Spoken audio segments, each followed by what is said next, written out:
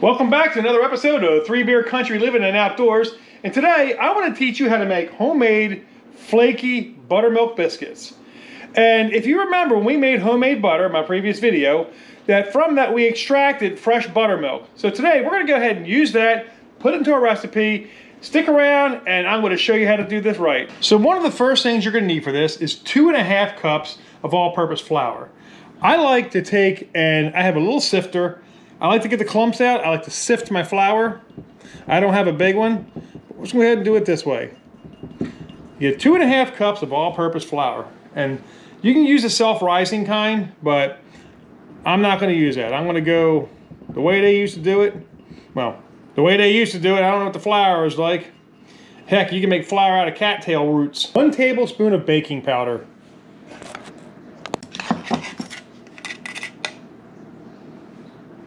Half and 1.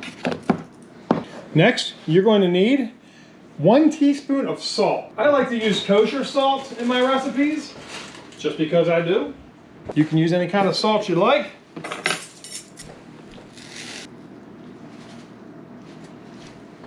And then you're going to need a 1/2 cup of butter. Now, the way I like to do butter, I like to freeze it. This makes it mix easier. I like to freeze my butter and then I shred it before I put it in. So for your butter, 1 stick of butter is a 1/2 cup. And I would use the butter that I made, but my son really likes that and I don't feel like making more right now. So we're gonna go ahead and just use one of the store-bought butters here. And what you do is take it, get your little shredder, and just shred it. I find it's easier to put it to an angle to shred rather than straight up and down. Sometimes after you wind it down, just change the angle of it, just flip it around, do it again, and you'll just keep getting that butter going down fast. This is probably the longest part of it, shredding the butter. And if you can't, you actually can, if you can't get it, you can slice it real thin, which I may end up doing here. Okay, butter shredded. Now you're gonna need a 1/2 cup of that fresh buttermilk that we made when we made butter. Fill up to the 1/2 cup line. A little more. And that's it. Next, we're going to go ahead and pour it into the mixture, and we're going to start to blend it up. And now we'll get our beaters and start blending it. Now, if you wanted to, you could add a teaspoon or a 1/2 teaspoon of garlic powder and a 1/4 cup of shredded cheddar cheese to this. And if you like those biscuits from Red Lobster, well, these are going to knock your socks off.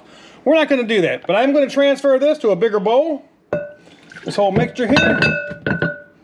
Make a little mess. It's okay. And we're going to go ahead and start to mix this up. Now, you're going to mix it until it turns into clumps. And then we're going to take it out and we're going to knead it. I made a minor mistake in my recipe. It's 1 cup of buttermilk, not a 1/2 cup. Just go ahead and add another cup in there, luckily, because that's all I had left. And there, now we're starting to get a dough. I have one of these neat little mats here when I make doughs and stuff. So, well, first, we'll go ahead and sprinkle a little bit of flour on this mat. Helps it not stick as much. That is sugar. I wonder how that would taste. We'll find out in another video. Just take a little bit of flour, sprinkle the surface where you're going to knead your dough. Pull your dough ball out, put it down, press it out. We're going to roll this out too. Again, a little bit more flour on top of it, so your rolling pin doesn't stick to it. And then, here we go. If you don't like how I use a rolling pin, oh well. That's how I use it.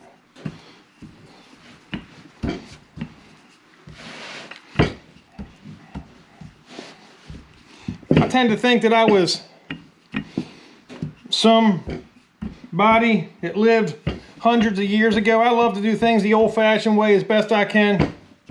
I just enjoy doing things. I try to grow my own food, make my own food, you know, raise chickens. I wish I had a bigger property. I'd have some livestock out there if I did, but I don't.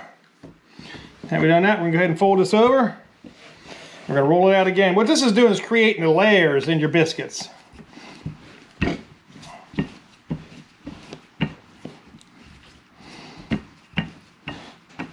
And I'm going to show you guys next in another video how to make bread the old-fashioned way. And I want to teach you about, why the top of the bread was called the upper crust. And that's where the term upper crust comes from, because that was, the best part of the bread. And that went to, to the, not just to the wealthy, but to the family. Like the man of the house would typically get the bottom. He would get the burnt bottom of the, not the bottom of the barrel, but the bottom of the bread pan. And friends and family, they were considered the upper crust. They were the better people. You treated your friends better. And bread was not very common. If you didn't have flour, then you couldn't make bread. Some people had to make their own flour, and if you don't know, you actually can make flour out of cattail roots. And that will be something I also will try to do this summer. Okay, so now I got this here all nice and rolled out. Do the back side of it a little bit. What I use, I don't have a biscuit cutter. What I use a canning ring. Take a canning ring, push it in, pop it out. There's a biscuit. Sit them on the side. Push it in. Pop it out, here's a biscuit, pile them up. My son was making a little stack of these things the other day when I made biscuits. And we're gonna let these biscuits sit for about 5 minutes before I put them into the oven. I want them to rise a little bit.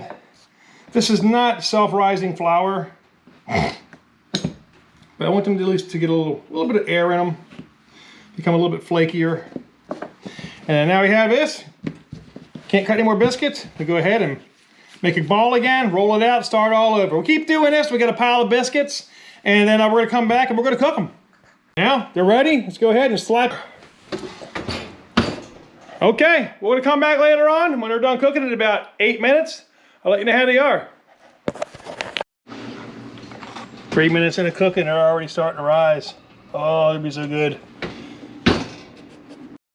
So we pull one out of there and just look how flaky these things are.